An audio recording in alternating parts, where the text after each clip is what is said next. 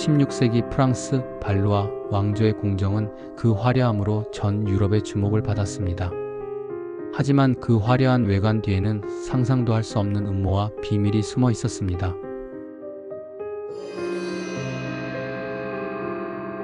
당시의 프랑스 왕실에서 독살은 단순한 범죄가 아니었습니다. 그것은 은밀하고 효과적인 정치적 도구로 자리 잡았습니다. 프랑스 왕실에 실제로 독살 클럽이 존재했을까요? 오늘은 그 미스터리 속으로 깊이 들어가 보겠습니다. 16세기 프랑스는 혼란의 시기였습니다. 위그노 전쟁으로 알려진 가톨릭과 프로테스탄트 간의 종교 갈등이 격화되었고 왕실 내부에서는 끊임없는 권력 다툼이 이어졌습니다. 이 혼란의 시대는 독살이라는 은밀한 무기가 발휘되기에 완벽한 환경이었습니다. 위그노 전쟁은 단순한 종교 갈등이 아니라 정치적 패권 싸움의 일환이었습니다. 이 과정에서 왕실은 자신들의 정적을 제거하기 위해 암살과 독살 같은 수단을 동원했습니다. 당시 발루아 왕조는 약화된 왕권과 내부 갈등으로 큰 위기를 겪고 있었습니다. 이러한 상황에서 독살은 치명적이고도 효과적인 수단이 되었습니다. 특히 발루아 왕조의 왕비였던 카트린 드 메디시스는 이러한 음모의 중심에 있었던 인물로 기록됩니다. 그녀는 독의 여왕이라는 별명으로 불릴 정도로 독살과 관련된 소문이 많았습니다.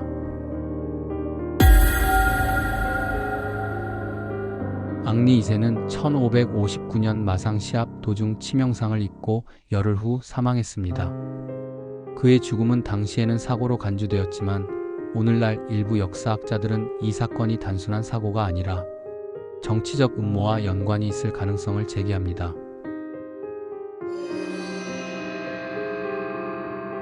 마상 시합에서 그의 상대방이 휘두른 창이 그의 눈을 관통해 뇌까지 치명상을 입혔습니다.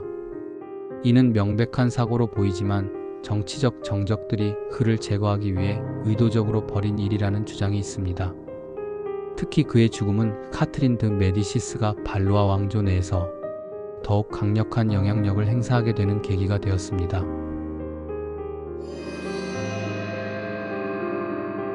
앙리 2세의 죽음은 프랑스 왕실의 내부 권력 구조를 뒤흔들었습니다. 이후 그의 아내 카트린 드 메디시스는 섭정으로서 발루아 왕조를 사실상 지배하게 되었습니다. 앙리 2세와 카트린 드 메디시스의 아들인 샤를 9세는 단 24세의 나이에 세상을 떠났습니다.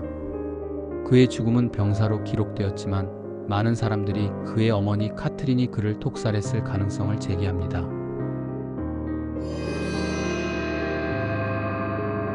샤를은 죽기 직전 자신이 독살되었다고 주장했습니다. 그는 어머니가 자신을 해치려 한다는 의심을 품었고 어머니, 이 피는 당신의 것입니다. 라는 말을 남겼다고 전해집니다. 당시 샤를은 극심한 스트레스와 건강 악화를 겪고 있었으며 그의 갑작스러운 죽음은 많은 의문을 낳았습니다.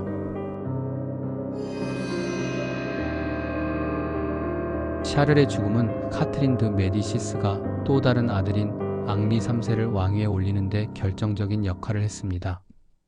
그의 죽음이 자연적인 것이든 음모의 결과든 그것은 발루아 왕조의 정치적 균형에 큰 변화를 가져왔습니다.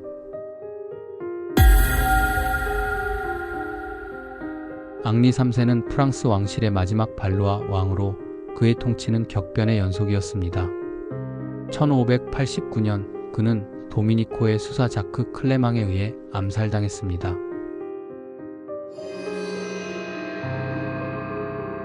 자크 클레망은 앙리 3세와 면담 중 단검으로 그를 찔렀습니다. 그는 종교적 열정으로 이러한 행동을 저질렀다고 주장했지만 배후에 정치적 음모가 있었을 가능성도 배제할 수 없습니다.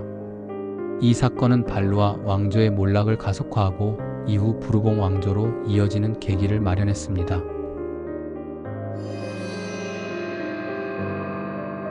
앙리 3세의 죽음은 독살과 암살이라는 정치적 도구가 왕실 내부에서 어떻게 사용되었는지를 보여줍니다.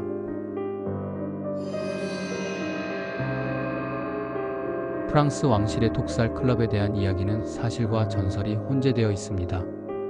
특히 카트린 드 메디시스는 독살 음모의 중심에 있다는 의혹을 받았으며 그녀의 독약 실험실에 대한 소문은 오늘날까지 전해지고 있습니다.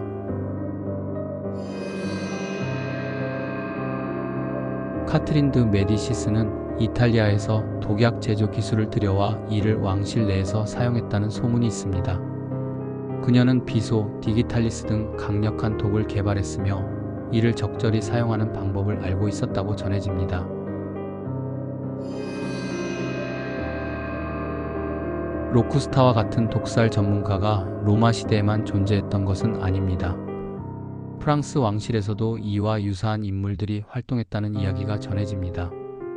이들은 귀족과 왕실 내부의 권력자들을 위해 독약을 제조하고 사용 방법을 가르쳤다고 합니다.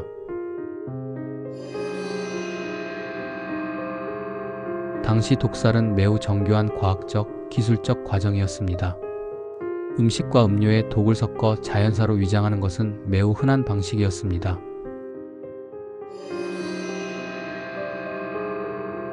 비소, 가장 흔히 사용된 독약으로 몸이 무취하며 쉽게 구할 수 있었습니다. 아코니틴, 식물에서 추출된 독소로 소량만으로도 치명적이었습니다. 디기탈리스, 심장 발작을 유발하는 독으로 자연적인 심장 질환으로 위장하기 좋았습니다. 당시의 과학기술로는 독살을 쉽게 밝혀내기가 어려웠습니다. 이는 독살이 오랜 시간 동안 정치적 수단으로 사용될 수 있었던 이유 중 하나입니다.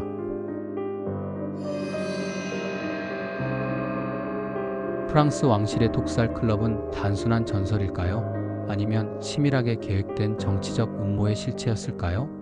확실한 것은 독살이라는 은밀한 도구가 프랑스 왕실의 역사에서 중요한 역할을 했다는 사실입니다. 여러분은 어떻게 생각하시나요? 프랑스 왕실의 독살 클럽이 실제로 존재했을까요? 아니면 단순히 과장된 소문일까요?